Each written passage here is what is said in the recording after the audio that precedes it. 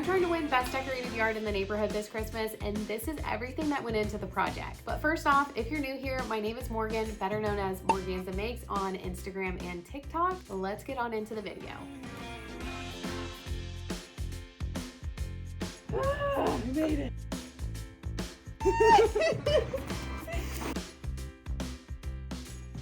So back in October, I won the Best Decorated Yard for Halloween. So I felt like I had a title that I needed to withhold. So whenever Christmas started to roll around, I was like, what do I need to do so I can have a really fun, unique, interesting, festive yard that's not necessarily like Christmas themed, but is like winter themed, holiday themed, that would like appeal to the masses. Of like the masses meaning the HOA board or whoever is voting. And I had seen these monster garages around Halloween time, and I was like, oh, I could do something like that, but like, what could I do? Like, could I make it look like Santa? Could I make it look like an elf? Oh, I could make it look like an abominable snowman. So I started like doing a little research, and I was like, okay, the original abominable snowman looks kind of scary. Like, this is like Halloween territory, but there was a newer movie, I think in like 2021, called Abominable, and he is super cute. So he was kind of my inspiration. I didn't do it exactly like him, but I was like, he's got like rounded teeth. He's got like sweet big eyes. He was definitely the inspiration for my abominable snowman. So to get started making my house look like him, I picked up a couple pieces of this PVC plastic paneling. I think it's actually for like showers or walls. They sell it at Lowe's by like the beadboard. And so I picked up 2 pieces of that, and I used my jigsaw to cut out a bunch of rounded teeth. And I also cut out some eyeballs.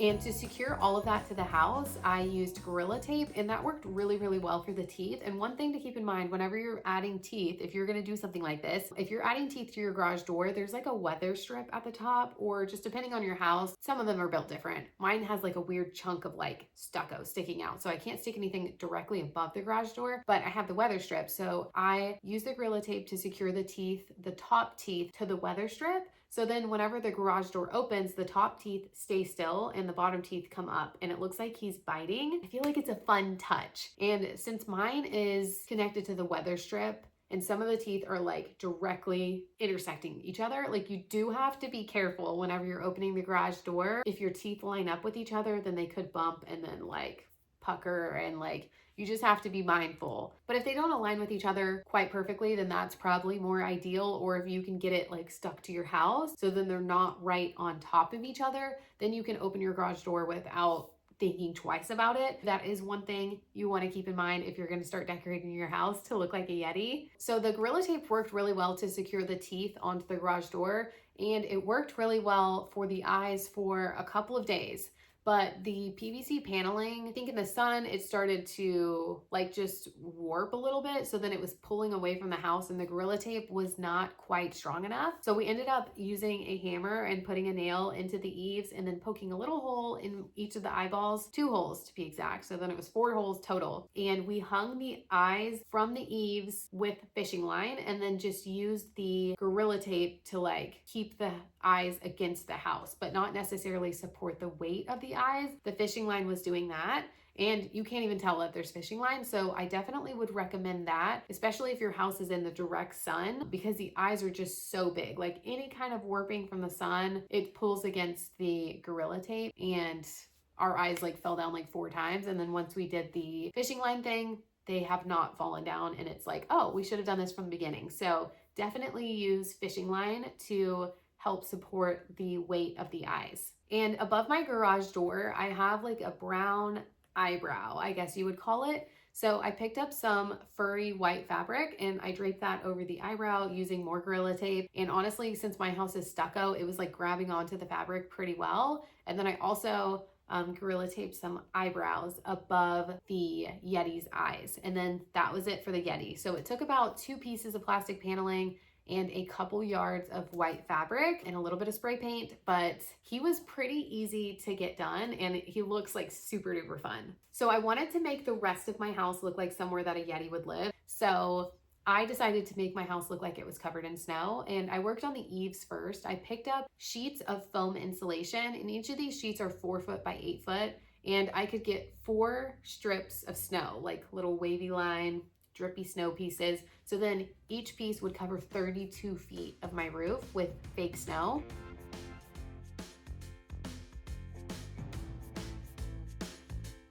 I'm scared. Look, I'm scared the higher I go. I put my foot on your head. Ah, I made it.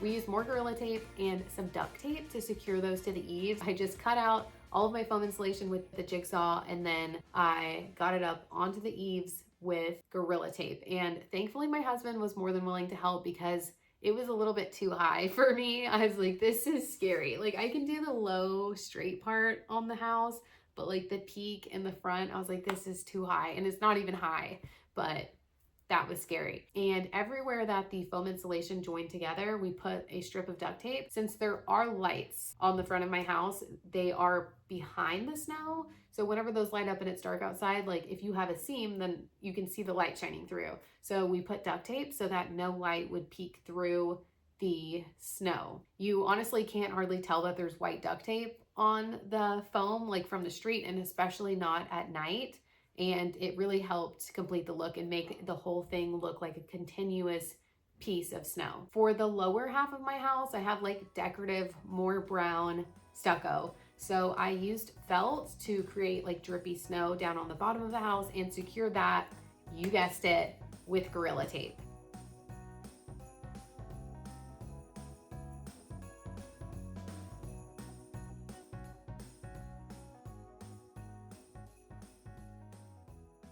So basically my whole house is covered with Gorilla Tape at this point. I think we went through like 5 or 6 rolls of it. And I got the Gorilla Tape that has like a capacity for like 20 or 30 pounds. So it's like the heavy duty one that you get at Home Depot.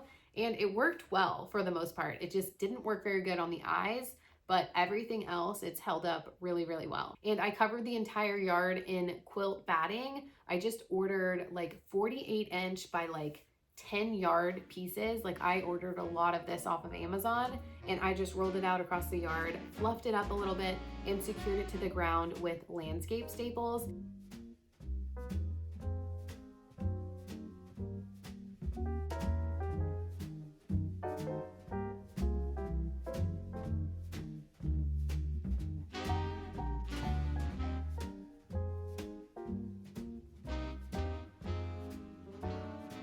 I initially wanted to cover the whole entire yard, but it would have needed a ton of quilt batting, and I ordered a ton of it. Like I probably spent $250 on quilt batting, and I covered about a third of my front yard. It's not huge, so just keep that in mind. And I think it looks good just like with like a little patch of snow in the front yard. I think it's like more visually interesting than if I would have just made the whole thing white, but it was also more cost effective. And I really wanted to make some snowballs, so I thought about going about this a couple different ways, but I ended up settling on buying these $2 balls from Walmart. Like, you know, the ones that come in the cage. You always used to see people like they would jump into those ball pits in Walmart. I picked up a couple of those. I picked up 10, and I spray painted them white, and then I covered them in Gorilla Spray Glue and fake snow. With the Gorilla Spray Glue, it stuck really well, and then I did another layer of Gorilla Spray Glue to like hold it on there, but I just like rolled it in there, like kind of like how you would roll like sugar cookies or something, and I just coated all of the balls with the fake snow and the white spray paint, and they look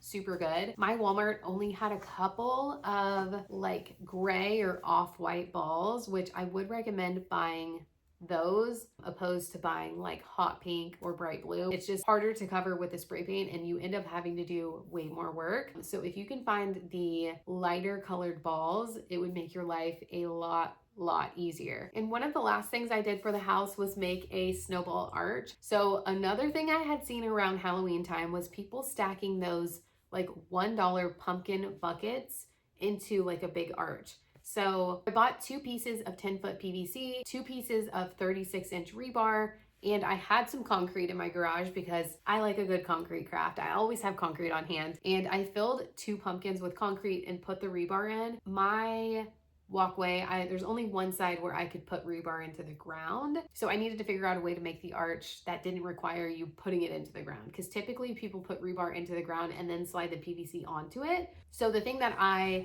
decided to do was just fill those bottom pumpkins, put the rebar in there and let it set, and then I could put the PVC on top.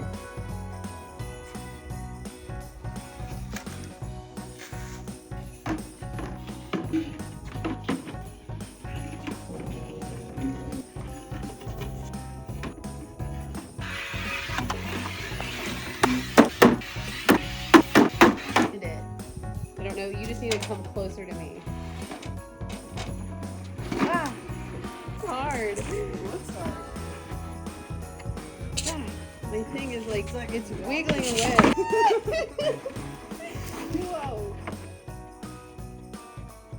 And this is honestly a lot harder than if you do just put the rebar into ground. Like it wants to move around all over the place. But we did end up getting it put together. Thankfully, my neighbor was there to help me because I would have like probably impaled myself with PVC. But we got the entire arch put together and then I painted it with some white paint that I had. And I did exactly the same thing that I had done to the snowballs. I covered it in Gorilla Spray Glue, covered it in fake snow, and then I also added a little bit of extra felt like I had put on the house in between each of the snowballs, and added lights and snowflakes that I had picked up from the Dollar Tree for like $1. And I think it turned out really cute. It definitely looks like snowballs. You cannot tell that they were pumpkins. Why don't they already sell snowball arches? I mean, because they sell the pumpkin arches. Like you can buy a similar situation or there's like ornament arches, but no snowball arches. Like there's maybe like 2 and they're not what I was envisioning to be a snowball arch, if that makes sense. So I just had to take it into my own hands and it ended up working out, but maybe next year we'll see some snowball arches somewhere. To finish up the yard, I added a Christmas tree and lots of lights. So I had actually worked with a lighting company for the video on Instagram. They had sent me some rope lights, some curtain lights, some permanent house lights, and the curtain lights actually looked really cute like in the background. So I had like the wintry stuff, the snowballs and the Christmas tree and like all the snow on the ground, and then on the house I had like snow falling or like a snowman. Like I could change what was displayed in the background, and I think that was a really nice touch because before it was just like this ugly window that like there was nothing on, because it's like we had the Yeti and then nothing like on the other side of the house. So adding the curtain lights was like really easy. It turned out really cute. I got one of my neighbors, he was outside flying his drone, and I was like, hey, do you want to come like film my house from the top and like see what it looks like?